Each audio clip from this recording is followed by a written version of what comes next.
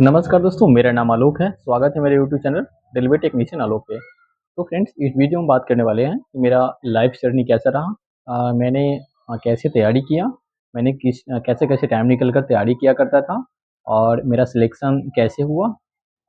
मेरा सिलेक्शन होने के बाद मेरा ग्रुप डी में ही सिलेक्शन हुआ था और ग्रुप डी में सिलेक्शन होने के बाद मेरा डिपार्टमेंटल एग्ज़ाम हुआ। डिपार्टमेंटल एग्ज़ाम दे कर के मैं वर्तमान में टेक्नीशियन ग्रेड 2 के पद पे कार्यरत हूँ। तो स्टार्ट करते हैं दोस्तों, इस वीडियो के अंत तक बने रहिएगा। इस वीडियो में आपको सारा डिटेल में बताऊँगा कि मेरा स्ट्रेटजी क्या था, मेरी टाइमिंग क्या थी, मैंने कितने आवर्स पढ़ाई किया करता था। तो सारे डिटेल इस वीडियो में बताऊँगा, इस वीडियो के अंत तक बने रहिएगा। तो फ्रेंड्स, शुरू करते हैं इस वीडियो में। तो फ्रेंड्स, सबसे पहले मैं बता दूँ, मैं बिहार बोर्ड से पढ़ाई किया करता था। मेरे 10th में 70.2% मार्क्स आए थे। इंटरमीडिएट में मेरा 65% मार्क्स आया था। ग्रेजुएशन में मेरा मैथ से है और मेरे 69 पॉइंट समथिंग मार्क्स आए थे। तो फ्रेंड्स, उस समय मेरा ग्रुप डिस्कशन चला करता था। मैंने ग्रुप डिस्कशन ज्वाइन किया था। स्टार्टिंग में जब तैयारी करते थे तो ग्रुप डिस्कशन ज्वाइन किए थे। मेरा जो ग्रुप डिस्कशन जो टाइमिंग था वो सुबह का 6 बजे से लेकर के 8 बजे तक था। ग्रुप डिस्कशन में क्या होता था कि जो उसमें सीनियर भैया लोग रहते थे, वही लोग होमवर्क किया करते थे और जो भी आपको प्रॉब्लम है, उन लोगों से जा कर के आप प्रॉब्लम शेयर करें और वो जो भी क्वेश्चन में प्रॉब्लम आता था, उनका सॉल्यूशन कर देते थे। और वो होमवर्क दिया जाता था ग्रुप डिस्कशन में, तो उस होमवर्क को कंप्लीट किया करता था। अगर जितने भी स्टूडेंट्स हैं, अगर ग्रुप बना करके पढ़ाई कर रहे हैं, तो उससे बेहतरीन और कुछ भी नहीं है जनरल कॉम्पिटिशन के लिए, क्योंकि जीके जीएस के कमांड के लिए ना ग्रुप डिस्कशन एक रामबाण साबित होता है। तो फ्रेंड्स, मेरा जो टाइमिंग था ग्रुप डिस्कशन का, उस ग्रुप डिस्कशन में सप्ताह में 2 दिन टेस्ट हुआ करता था, बुधवार बुधवार को और रविवार को। तो उस दिन हम लोग सब्जेक्ट नहीं पढ़ करके प्रैक्टिस सेट लगाया करते थे। या तो प्रैक्टिस सेट हो गया या नहीं तो कोई भी जो उसमें स्टूडेंट्स हैं उनके द्वारा क्वेश्चन सेट करके लाया जाता था और क्वेश्चन वो सेट करके लाया, फिर हम लोग सभी लोग उसमें आपस में मतलब उसका सॉल्यूशन करते थे, फिर हम लोग एग्ज़ाम देते थे और उस दिन वो हम लोग का एग्ज़ाम लेते थे। फिर आंसर की हुआ, फिर अपने जितना मार्क्स आए वो अपना हो गया। तो हम लोग को ग्रुप डिस्कशन हो गया मॉर्निंग के सुबह 6 बजे से लेकर के 8 बजे तक। फिर हम 9 बजे से रूम पर जाते थे, फिर खाना-वाना बना लेते, फिर खाना-वाना खाकर पढ़ाई करने लगते थे। फिर 2 से ढाई घंटे पढ़ाई किया करते थे। उसके बाद मैंने होम ट्यूशन भी पढ़ाया करता था। उस टाइम हाइलेंस की 7 क्लास का स्टूडेंट था और डीएवी का 8 क्लास का स्टूडेंट था। तो मैंने 7th क्लास और वो डीएवी के 8 क्लास के स्टूडेंट को होम ट्यूशन पढ़ाया करता था। 2 होम ट्यूशन पढ़ाए थे। तो हम 3 बजे शाम को निकलते थे होम ट्यूशन पढ़ाने के लिए। 3 बजे से 4 बजे एक बैच था मेरा पढ़ाने का और एक साढ़े 4 बजे से साढ़े 5 बजे तक है। फिर 6 बजे हम अपने रूम पे रिटर्न आ जाते थे। फिर 6 बजे से उधर से अगर रिटर्न आए 6 बजे से आ गए, फिर 6 बजे से आए तो 7 बजे पढ़ाई करने बैठ जाना है। 7 बजे से लेकर 9 बजे तक पढ़ाई करते थे। फिर 9 बजे से फिर खाना-वाना बनाए और फिर खाना बनाने के बाद खाना खाते हैं। फिर खाना खाने के बाद 1 से डेढ़ घंटा स्टडी किए, 11 साढ़े 11 बजे सो जाते थे। तो ये मेरा डेली का रूटीन था। और बात आती है इसमें कि मैंने मैथ और जैसे कि जो ग्रुप डी का जो सिलेबस है, उसको मैंने कैसे कवर किया। तो वो ग्रुप डिस्कशन से तो वो हो ही जाता था, तो शाम को मैंने ग्रुप डिस्कशन का होमवर्क कर लिया करता था और जैसे मैंने ट्यूशन जो मैं ट्यूशन पढ़ाता था, तो उससे मेरा मैथ, साइंस तो स्ट्रॉन्ग था ही और रिवीजन होते ही जाता था, तो उसमें मैथ, साइंस के लिए मुझे कुछ करने की आवश्यकता नहीं होती। और बात रही रीज़निंग की, तो रीज़निंग के लिए हम प्रैक्टिस सेट जो बनाते थे, तो उसी प्रैक्टिस सेट से कंप्लीट हो जाता था रीज़निंग और चैप्टर वाइज़ अपना वो डिस्कशन में चलता ही था रीज़निंग भी। तो ये तो हो गया, रीज़निंग यहाँ से कवर कर लिए। करंट अफ़ेयर्स के लिए हम वो करंट अफ़ेयर्स का जो मैगज़ीन सामान्य ज्ञान दर्पण था, सामान्य ज्ञान दर्पण यूज़ करते थे। तो फ्रेंड्स, इस तरह मेरा तैयारी करने का वो शेड्यूल था। तो उस टाइम आरआरसी का वैकेंसी आया, तो उस जब अब तो हो गया है कि आरआरबी एग्ज़ाम लेने लगा है। बट उस समय क्या था कि आरआरसी के द्वारा नोटिफ़िकेशन आता था और आरआरसी एग्ज़ाम लेती थी। तो आरआरसी मैंने पटना ज़ोन सेलेक्ट किया। मैंने ये डिसाइड कर लिया था फ्रेंड्स कि मुझे ना दूर नहीं जाना है, मुझे ना नज़दीक में ही ड्यूटी करनी है। तो इसलिए मैंने पटना ज़ोन सेलेक्ट कर लिया और फाइनली मेरा पटना ज़ोन में सिलेक्शन भी हो गया। फ्रेंड्स, मैंने आरआरसी पटना ज़ोन सेलेक्ट किया और सेलेक्ट करने के बाद मेरा जो रॉ मार्क्स आ रहे थे, वो 75 मार्क्स आ रहे थे। नॉर्मलाइज़ेशन के बाद मेरा मार्क्स 87 हो गया और मेरा रिज़ल्ट जब आया उसके लिए मुझे उसके बाद ना मुझे फ़िज़िकल के लिए बुलाया गया। फ़िज़िकल मेरा मुगलसराय में हुआ था। मुगलसराय में फ़िज़िकल होने के बाद मेरा मेडिकल हुआ। फ़िज़िकल होने के बाद मेडिकल, फिर डीवी वगैरह हुआ और डीवी होने के बाद जैसे कि ईसीआर में 5 ज़ोन आते हैं धनबाद, मुगलसराय, समस्तीपुर, दानापुर और सोनपुर आता है। तो मुझे ना वो डिवीज़न जो अलॉट हुआ तो उसमें मुझे सोनपुर डिवीज़न अलॉट किया गया। सोनपुर डिवीज़न में मेरा पोस्टिंग दिया गया और उस समय मुझे कमर्शियल असिस्टेंट के पद पे दिया गया था, कमर्शियल हेल्पर ग्रुप डी में। तो उस पोस्ट को मर्ज कर दिया गया। उसके बाद मुझे सीएनडब्ल्यू असिस्टेंट के तौर पे मिला और फिर डिपार्टमेंटल एग्ज़ाम हुआ और मैंने सीएनडब्ल्यू में डिपार्टमेंटल एग्ज़ाम दे कर के और टेक्नीशियन ग्रेड 3 बन गया। और जैसे ही मेरा 2 साल कंप्लीट हुआ, तो टेक्नीशियन ग्रेड 3 से टेक्नीशियन ग्रेड 2 बन गया। तो मैं वर्तमान में रेलवे टेक्नीशियन ग्रेड 2 के पद पे कार्यरत हूँ। नए स्टूडेंट्स जितने भी ये तैयारी कर रहे हैं, तो उनके मन में होगा कि मैं किस तरह से तैयारी करूँ कि मेरा भी सिलेक्शन हो जाए। तो उनको मैं बताना चाहूँगा, नए स्टूडेंट्स जितने भी होंगे, तो वो ना आप ये ठान लीजिए कि मुझे एक पोस्ट चाहिए ही और क्यों नहीं होगा? आप ही की तरह, मेरे ही तरह तो स्टूडेंट है जिनका सिलेक्शन होता है। तो वो नेगेटिव मन में कभी भी नहीं लाएँ और हमेशा पॉजिटिव बनाए रखें कि हाँ, मेरा सिलेक्शन होगा, क्यों नहीं होगा? मेरा सिलेक्शन ज़रूर होगा। तो उनको सबसे ज़्यादा क्या है कि मैथ रीज़निंग पे ज़्यादा फ़ोकस करना चाहिए, क्योंकि मैथ और रीज़निंग ऐसा सब्जेक्ट है ना फ्रेंड्स, क्योंकि आप जैसे मैथ 35 आ रहा है, 30 मार्क्स का आ रहा है और 25 आ रहा है, रीज़निंग 20 मार्क्स का आ रहा है, तो इसमें आप टोटल के टोटल क्वेश्चन कर सकते हैं। सपोज़ मान लीजिए कि 50 या 60 मार्क्स का, अगर 60 मार्क्स का अगर मैथ रीज़निंग दोनों कंबाइंड करके आ रहा है, तो आप 55 तक, 50 तक स्कोर कर सकते हैं। बट जीके जिसमें ऐसा नहीं होता है, तो मैथ रीज़निंग में ज़्यादा फ़ोकस करना चाहिए। और जो भी दिखेगा अभी एग्ज़ाम हो रहा है, उसमें करंट ना 7 से 8 क्वेश्चन्स रहते हैं।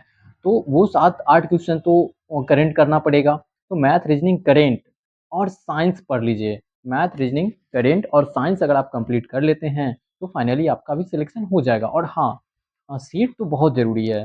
तो सीट क्या करें कि पहले नहीं लगाएँ, सीट कब लगाना चाहिए? जब आपका सिलेबस, सारा के सारा सिलेबस कंप्लीट हो जाए, उसके बाद में आपको सेट लगाना चाहिए। अगर आपका सिलेबस कंप्लीट नहीं होता है, अगर आप पहले सेट लगाना शुरू कर देते हैं, प्रैक्टिस सेट, तो उसमें क्या होगा ना, उससे आप डिमोटिवेट होंगे, आपके मार्क्स नहीं आ रहे होंगे, जो नए स्टूडेंट्स हैं, आपके मार्क्स कम आएँगे, सोचिएगा अरे! बहुत कम मार्क्स आ रहा है, ऐसे कैसे होगा? बट ऐसा नहीं करना, आप पहले सिलेबस पूरे कंप्लीट कर लीजिए। फिर क्या कीजिए ना, प्रीवियस ईयर लगाइए या प्रैक्टिस सेट लगाइए। प्रीवियस ईयर लगाइएगा तो ये आपको लगेगा आइडिया कि मेरा कितना मार्क्स आ रहा है, उसका जो कट ऑफ कितना गया था, मेरा तैयारी किस लेवल पे जा रहा है। अगर रेगुलर सेट लगाइए, ये नहीं है कि प्रैक्टिस सेट लगाएँ और उसको छोड़ दिए। आप प्रैक्टिस सेट लगाएँ और उसका सॉल्यूशन करें। प्रैक्टिस सेट लगा लिए, देखिए कितने मार्क्स आए आपके, उसके बाद देखें कि कौन-कौन सा क्वेश्चन गलत हुआ है मेरा।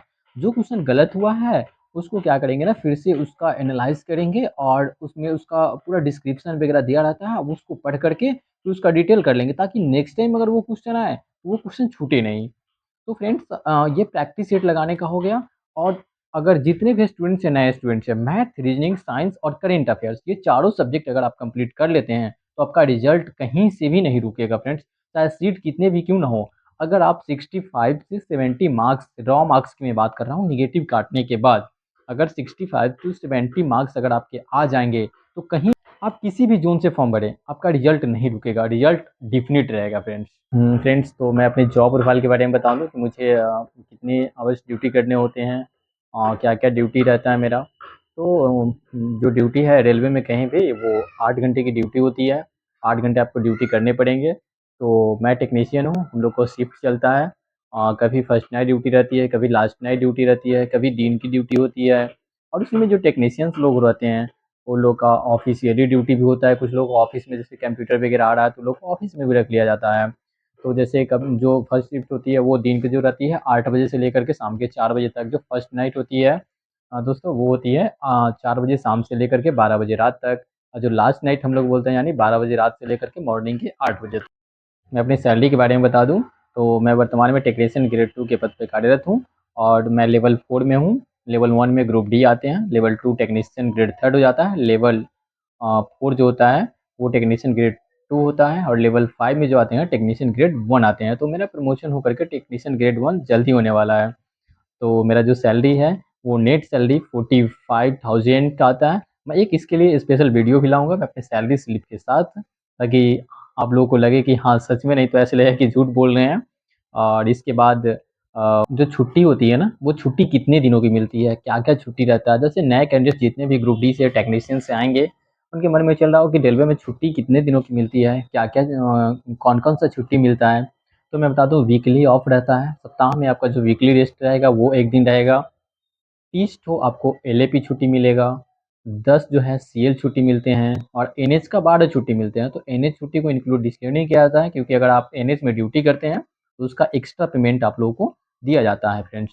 तो इसके बाद और जो फैसिलिटी है मेडिकल फैसिलिटी, तो मेडिकल फैसिलिटी में बात करते हैं फ्रेंड्स।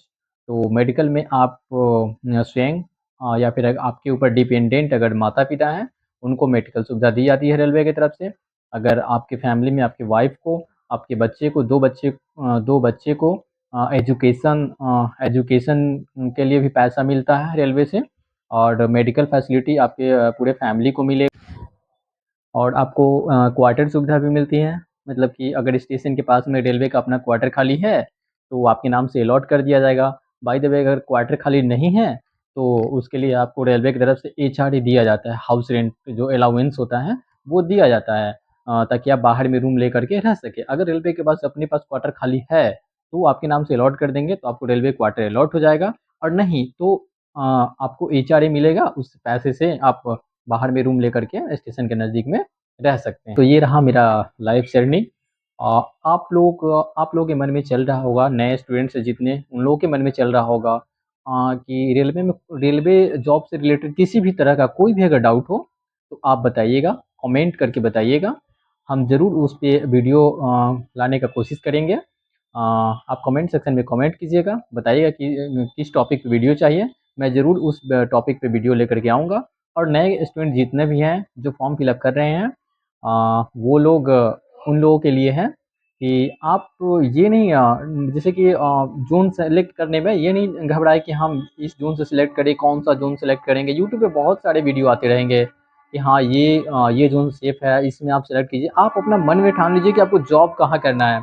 अगर घर से दूर जॉब करने का मन कर रहा है तो आप दूर वाले ज़ोन को सिलेक्ट कर लीजिए। अगर घर से नज़दीक जॉब करने का मन कर रहा है तो आप नज़दीक का जो बोर्ड है उसको सिलेक्ट कर दीजिए। इसे जो फाइनली कट ऑफ होते हैं ना उसमें 2 से 3 मार्क्स का फाइनली डिफरेंस रहता है। तो इसके इसके चक्कर में नहीं आना कि मैं बहुत दूर ज़ोन सेलेक्ट कर लिया और वहाँ कट ऑफ कम जाता है, ऐसा नहीं होता है। कभी-कभी आप देखते होंगे नज़दीक का कट ऑफ ही कम रह जाता है और जो दूर का ज़ोन है ना उसका कट ऑफ हाई चला जाता है। फिर बाद में स्टूडेंट अफ़सोस करने लगते हैं, ओह! मैं बहुत दूर आ गया हूँ घर से, मुझे अपने घर के नज़दीक जाना है। तो ऐसा नहीं करना। आप अपने मन में डिसाइड कर लीजिए कि हाँ, हमको कौन-सा ज़ोन सेलेक्ट करना है और सेलेक्ट करके फॉर्म जो है टाइम से भर लीजिएगा। फॉर्म भरना शुरू हो चुका है, तो समय रहते ही कम से कम 5-6 दिन पहले ही आप अपना फॉर्म भर करके कंप्लीट कर लीजिएगा, ताकि आगे चल के क्या होता है ना रेलवे का सर्वर वगैरह डाउन हो जाता है जिसके कारण फॉर्म नहीं फिल हो पाता है।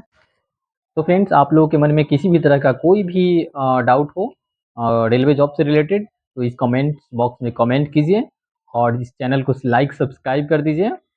कमेंट सेक्शन में कमेंट कीजिए।